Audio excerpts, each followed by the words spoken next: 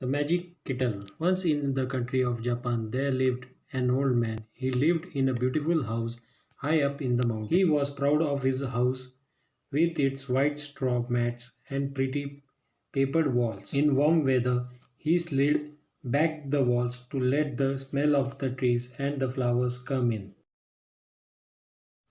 One day he was standing looking at the mountain opposite when he heard a kind of rumbling noise in the room behind him. He turned around and saw a rusty old iron kettle in a corner. How the kettle got there, the old man did not know, but he picked it up and looked it over carefully. That's a piece of luck, he said, smiling to himself. My old kettle was getting worn out, and this looked like a good kettle. He filled the new kettle with water and put it on the fire. As soon as the water in the kettle began to get warm, a strange thing happened. The man thought he must be dreaming. The handle of the kettle slowly changed its shape and became a head. The spout grew into a tail. Out of the body of the kettle sprang four paws. In a few minutes, the man was watching not a kettle but a tanuki. The tanuki jumped off the fire and bounded about the room like a kitten. It ran up the pretty papered walls and even across the ceiling. The old man could not catch it. He called his neighbor for help. Somehow they caught the tanuki and shut it up in a wooden chest. Running after the tanuki had made them both very tired. They sat down on the mat to rest. What shall I do with this naughty animal? I don't want to keep it in the house, said the old Why man. don't you sell it off to Jimu the peddler? The neighbor suggested. That's a good idea, said the old man.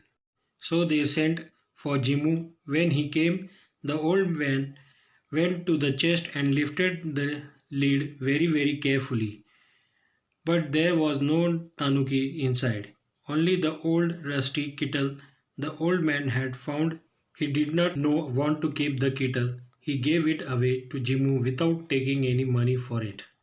Jimu put the kettle in his cloth bag and started off home. He felt that his bag was getting heavier and heavier on the way, but he did not put it down. On reaching home, Jimu put the bag away carefully in a corner. At night, when Jimu was fast asleep, he heard a sudden noise and woke up.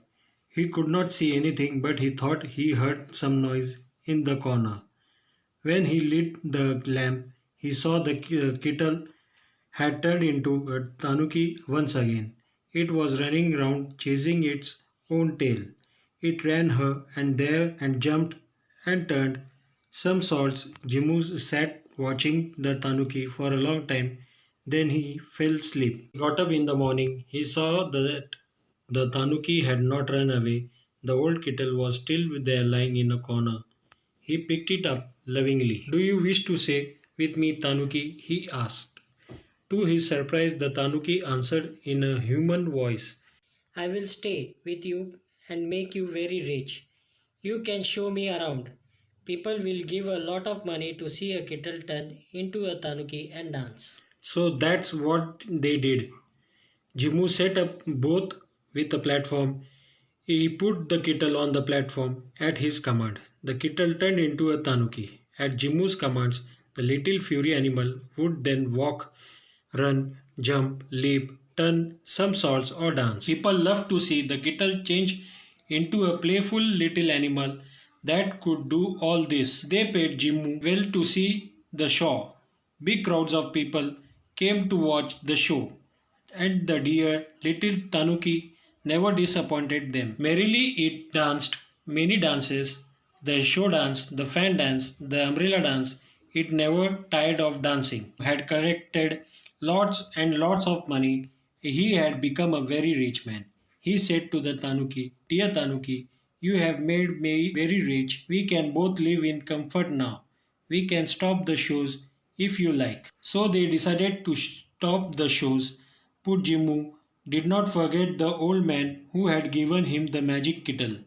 He gave some of the money to the old man. All of them lived long and happily lives Jimmu and the old man are no more, but you may still come across the magic kettle lying in a corner somewhere in Japan.